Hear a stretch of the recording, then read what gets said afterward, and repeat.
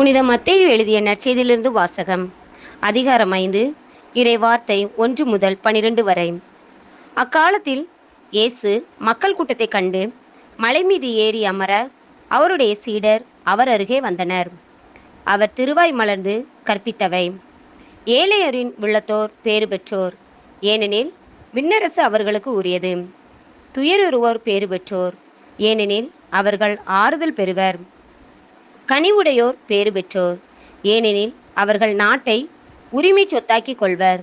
நீதி நிலைநாட்டும் வேட்கை கொண்டோர் பேறு பெற்றோர், ஏனெனில் அவர்கள் நிறைவு பெறுவர். இரக்கமுடையோர் பேறு பெற்றோர், ஏனெனில் அவர்கள் இரக்கம் பெறுவர்.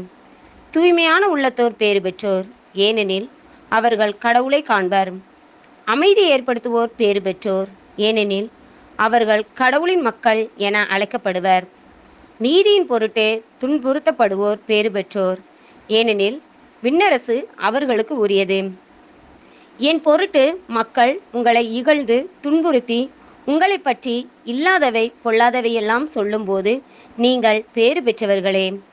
மகிழ்ந்து பேருவகை கொள்ளுங்கள், ஏனெனில் விண்ணுலகில் உங்களுக்கு கிடைக்கும் கைமாறு மிகுதியாகும். இவ்வாறே உங்களுக்கு முன்னிருந்த இறைவாக்கினர்களையும் அவர்கள் துன்புறுத்தினார்கள். ஆண்டவரின் அருள்வாக்கு. இறைவனுக்கு நன்றி.